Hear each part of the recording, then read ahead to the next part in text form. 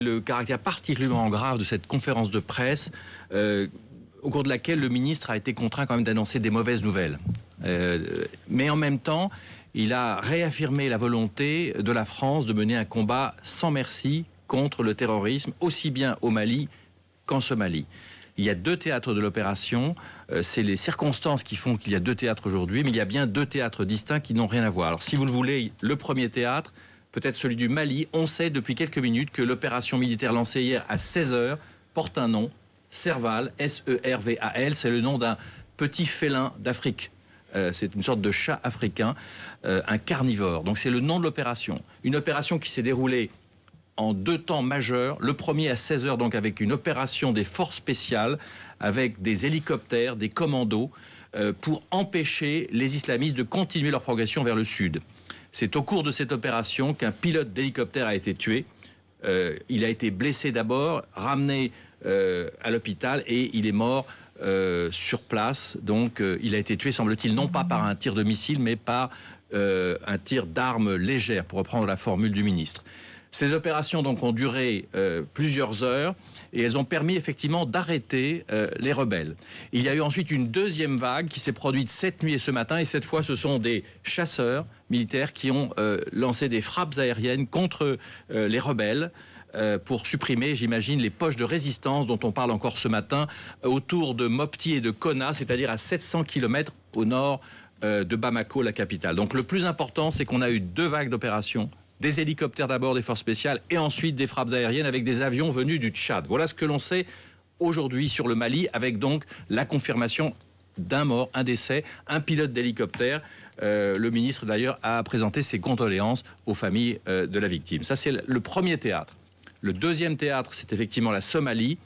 Et là, donc, c'est la confirmation d'un raid qui a eu lieu cette nuit, un raid des forces spéciales basées donc dans la région, dans la Corne de l'Afrique, probablement venu de Djibouti. Un raid qui était prévu depuis longtemps et qui a eu lieu parce que les conditions étaient favorables et qui était lié au refus donc de négocier des otages. Et là, l'information essentielle, c'est que, hélas, le raid est un échec. L'otage français, un agent de la DGSE, a été abattu, semble-t-il, par les ravisseurs, et un membre des commandos français a été tué.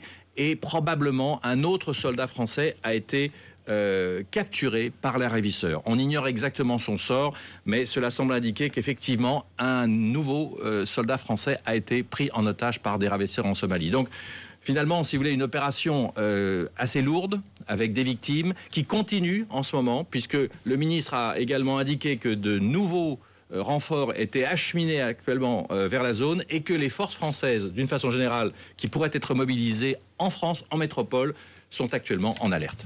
Alors, on va retrouver dans un instant, il est en direct avec nous, Gérard Longuet, l'ancien ministre de la Défense.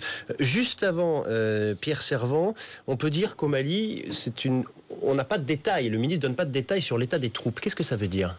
Ça veut dire d'abord que comme les combats se poursuivent, le ministre l'a très bien dit, c'est un pays francophone, les groupes de combat du Nord sont pas idiots, ils suivent les médias, je ne sais pas s'ils sont branchés sur BFM, mais c'est possible, ce qui fait que tout élément trop précis donné, c'est du renseignement fourni à l'adversaire, d'où la prudence du ministre. L'autre explication de sa prudence, c'est que ce sont des forces spéciales qui ont été engagées, donc des commandos, c'est pas la DGSE, ce sont des militaires en uniforme, des militaires d'élite, des commandos habitués à agir dans des configurations extrêmement difficiles.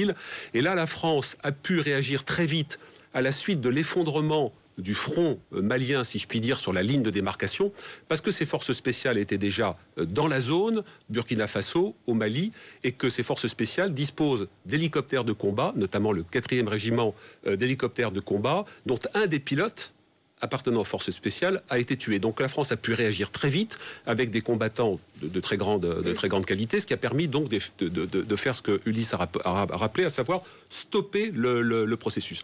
Deuxième chose importante, enfin il y a plusieurs choses importantes, mais le ministre a bien dit que l'opération continuera autant que nécessaire. Et là, on est dans une articulation compliquée. Qu'est-ce qui va se passer dans les heures qui viennent ? Est-ce que ces groupes de combat du Nord, qui sont assez aguerris, assez déterminés, est-ce qu'ils vont refluer ? Est-ce qu'ils vont s'accrocher ? Est-ce que la France va être obligée de monter en puissance, sachant que l'armée malienne est très fragile et que les contingents africains ne sont pas encore présents sur zone. Donc, quand même, beaucoup d'interrogations dans ce qui va se passer dans les heures qui viennent. Alors, nous sommes en direct avec Gérard Longuet, ancien ministre de la Défense. Bonjour, monsieur le ministre. Merci d'avoir d'avoir patienté en direct sur BFM TV. Alors, on l'a entendu, 2 théâtres d'opération. Le bilan est lourd côté français. Quel est votre sentiment ? Mon sentiment, c'est que l'opération en Somalie est une opération extrêmement difficile, que nous avons eu raison de la tenter, que les combattants qui se sont engagés ont fait leur travail dans un contexte sans doute extrêmement complexe. Et malheureusement, je pense à Denis Alex, je pense aux soldats disparus, c'est extraordinairement préoccupant. Cela étant, c'est la nature même de ce type d'opération. Il faut accepter les risques. Sinon, on ne fait pas ce métier. On peut parler de fiasco, Gérard Longuet, ou pas ? Non, parce que c'est un combat. Dans ce combat, il y a une équipe du CHEAB qui a été détruite complètement. Et manifestement, ça va faire réfléchir les autres. Mais ce n'est pas le succès que l'on escomptait. Mais il n'y a que ceux qui font quelque chose, qui prennent des risques. Ceux qui font rien ont toujours raison, mais ils ont historiquement tort. Alors Gérard Longuet, vous-même, vous étiez donc ministre de la Défense quand J'ai connu des difficultés, je sais ce que sont les épreuves, et il n'y a que ceux qui ne font rien qui ont toujours raison. Moi, je m'incline devant le courage des hommes de notre armée. On vous sent vous-même, si je ne me trompe pas, Monsieur Longuet, très ému. Vous aviez, j'imagine, entamé vous-même des négociations pour faire libérer Denis Alex en Somalie ? Pas personnellement, ce sont les services de la DGSE qui géraient ce type de relation. Nous avons multiplié tous les contacts possibles pendant près de 4 ans. Nous avons essayé toutes les voies. Il y a eu des intermédiaires somaliens, de pays extérieurs. Il y a eu beaucoup de bonne volonté. Nous n'avons, pour nous aider, y compris dans le monde arabe, nous n'avons jamais été compris par les CHEAB qui se sont comportés comme des voyous et qui ont ce qu'ils méritent aujourd'hui. Ça veut dire qu'à partir du moment où Denis Alex était localisé par les services français, il n'y avait qu'une intervention possible, pas de négociation ? Les négociations, il y a eu 3 ans et demi de négociations qui n'ont jamais abouti. Je pense que l'intervention, je vous rappelle que les Américains ont conduit la même opération il y a quelques mois de cela, un peu plus d'un semestre. Nous avions le devoir de tout tenter pour le récupérer, y compris au prix de risques humains. Merci. Gérard Longuet, il y a une sorte d'union sacrée aujourd'hui autour de cette opération, et pourtant il y a aussi quelques voix qui disent on aurait peut-être dû intervenir plus tôt. Est-ce que selon vous l'intervention intervient au bon moment ou est-ce qu'elle intervient un petit peu tard ?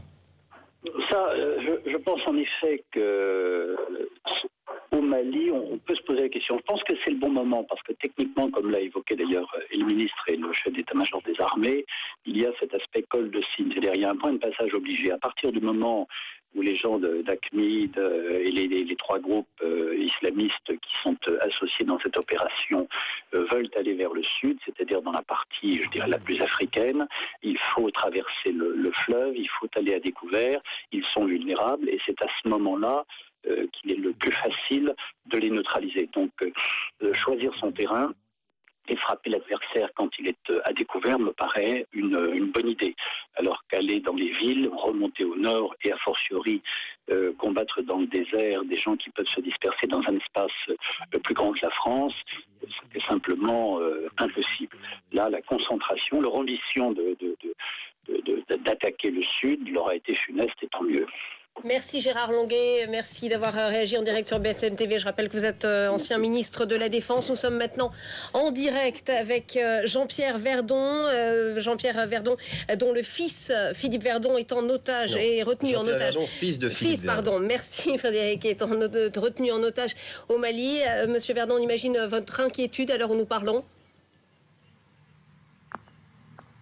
Oui, évidemment, c'est l'angoisse.